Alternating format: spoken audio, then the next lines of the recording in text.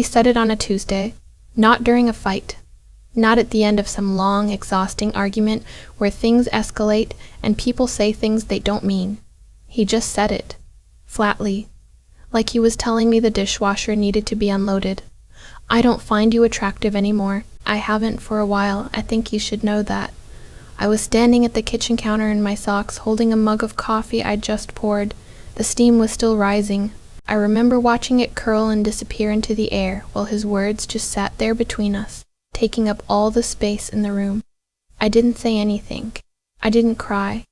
I just turned around, poured the rest of my coffee down the drain, and went to get ready for work. That was 8 months before I filed for divorce. I want to tell you that I knew immediately that something in me clicked, that I looked at my husband of 6 years and understood in that moment exactly who he was and what I needed to do.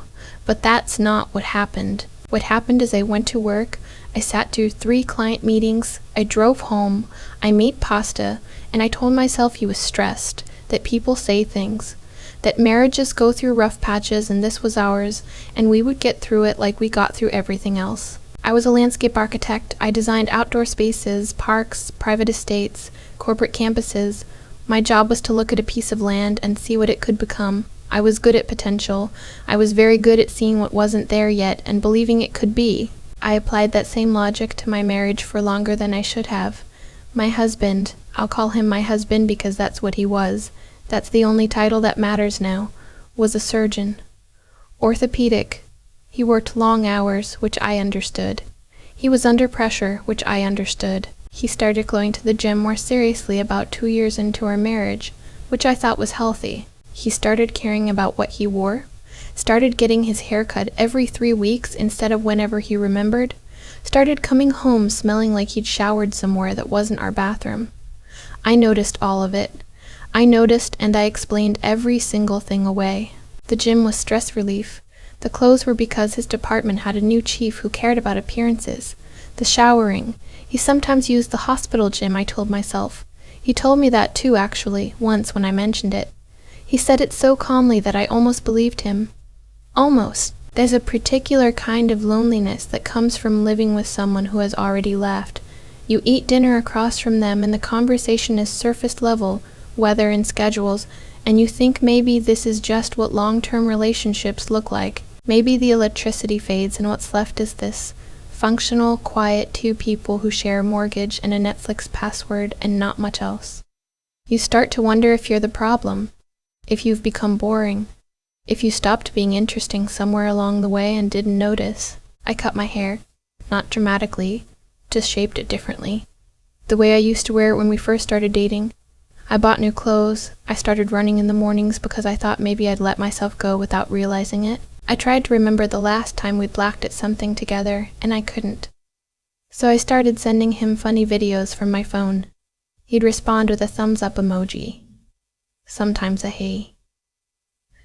My younger sister Bree saw it before I did. She came to visit for a long weekend in March, and by Saturday night she pulled me aside in the kitchen and said, "Something's wrong with him. Not with you, with him." I told her she didn't understand, that she'd never been married, that it was more complicated than it looked from the outside. She didn't push. She just hugged me and said she was there whenever I needed her. I should have listened to her in March. I didn't really start to understand until April when I found the receipt. It was in the inside pocket of a blazer I was sending to the dry cleaner. A dinner receipt. A restaurant I never heard of, which wasn't unusual. He ate out for work events sometimes. But the date was a Friday night when he told me he was covering for a colleague at the hospital, and the total was $340. For 2 people. I put the receipt in my nightstand drawer and didn't say anything for 4 days. On the 5th day, I looked up the restaurant. It was the kind of place where you make reservations 3 weeks in advance, candlelit, the kind of menu that changes with the season, the kind of place you take someone you're trying to impress. He'd never taken me there. I want to say that finding that receipt was the moment everything became clear, but the truth is I still tried to explain it away. A colleague, a pharmaceutical rep, a thank you dinner for something. I was fluent in excuses by this point. I had a whole internal vocabulary dedicated to giving him the benefit of the doubt. What finally broke through wasn't dramatic. It wasn't catching him in a lie or finding a text message or walking in on something I couldn't unsee. It was smaller than that. We were sitting on the couch one Sunday afternoon, both of us reading, and he laughed at something on his phone. A real laugh, the kind I hadn't heard from him in so long that the sound of it startled me. I looked over and he caught himself, put his phone face down on his knee, and his expression went back to blank. He wasn't laughing at something. He was laughing at someone. I knew then. Not suspected. Knew. I didn't confront him that night. I went to bed and stared at the ceiling and thought about the life I'd been building inside my head, the version where we were going through a rough patch and were going to come out of it. I let myself feel the grief of that version dying. And then I got very, very quiet inside. The next morning I called an attorney. Her name was Judith. She came recommended by a colleague of mine whose own divorce had been complicated. Judith was small and precise, and she spoke in a way that made you feel like she'd seen everything and been surprised by none of it. She told me to stop moving money, to document what I could without tipping him off, to keep everything I learned to myself. Don't confront him, she said. Not yet. You'll feel better for about 20 minutes, and then you'll have lost every advantage you have. I listened to her. It was the hardest thing I did in that entire process. Sitting across from my husband at dinner, making conversation about his week, acting like everything was exactly as it appeared. But I did it. We had a prenuptial agreement, which my mother had insisted on before our wedding, and which I'd found slightly embarrassing at the time. My husband had more assets when we married. He was 5 years older, further into his career. The prenup protected both of us in theory, but it had been drawn up to account for his assets, not mine. In the 6 years since we'd married, my career had grown significantly. I had equity in my firm. I had 3 significant projects in progress, 2 of which were tied to contracts in my name alone. Judith saw it immediately. She said, "He's going to be surprised by how this math works out." I started keeping notes, not on my phone, in a small notebook I kept in my car. Dates, times, observations, nothing accusatory, just factual. He said he was at the hospital. He came home at 11:40. His car wasn't in the hospital parking structure when I drove past at 9 p.m. I started doing that, not every night but some nights. I found out her name by accident, the way these things usually happen. He'd left his email open on the shared computer we kept in the home office. I wasn't snooping. I sat down to print a contractor quote and it was just there. One email, previewed in the sidebar, from an address I didn't recognize. The subject line was just her name. I closed the laptop without reading it. I didn't need to read it. I had enough. I called Judith that afternoon and told her I was ready to move forward. She filed the petition 2 weeks later. By that point, I had opened a separate checking account at a different bank, transferred my portion of our joint savings, which Judith had confirmed was legally mine to do, and quietly began talking to my business partner about restructuring our firm's ownership documents to reflect the current value more accurately. I want to be honest, I wasn't trying to punish him. I know that might be hard to believe, but it's true. I was trying to protect myself. Those are different things, and I'd spent enough time being passive that I'd learned the difference. He found out on a Thursday evening. I got home before him, made a simple dinner, nothing elaborate, just soup and bread, and when he walked in I told him to sit down. His face did something complicated, like he was deciding which version of confused to look. I slid the envelope across the table. Divorce petition already filed, along with a letter from Judith outlining the terms I was proposing. He looked at it for a long time without touching it. "Where is this coming from?" he said. I thought about how to answer that. I thought about the receipt in the blazer. I thought about the laugh he'd hidden from me on the couch. I thought about every dinner I'd cooked, and every morning I'd run, and every haircut I'd gotten, trying to become someone he might want to look at again. "It's coming from me," I said. "Just me." He tried to talk. He used words like confused and blindsided, and we can work through this. He mentioned couples therapy twice. He said he didn't understand what he'd done. I didn't list it out for him. Judith had told me not to, and she was right. I just said that I had retained an attorney, and that any further conversation should go through her. He called his own attorney the next morning. I know because Judith told me. He was told fairly quickly that the math was not what he'd assumed it would be. The prenup protected his premarital assets, yes, but it didn't account for the equity I'd built in my firm, the contracts in my name, the intellectual property of my design work. He had assumed, I think, that because he earned more annually, he was the financially dominant person in our marriage. He was wrong about that. His girlfriend, I found out later that she worked at a medical conference company, which is presumably where they'd met. She moved into his new apartment with him within 3 weeks of him moving out. I heard this from a mutual friend who mentioned it without thinking. I said, "Oh, interesting," and changed the subject. She left him 4 months later. I heard that from the same mutual friend. I didn't ask any questions about it. I wasn't interested in the why or the what. What she'd wanted from the situation clearly wasn't available anymore, and that was her math to do.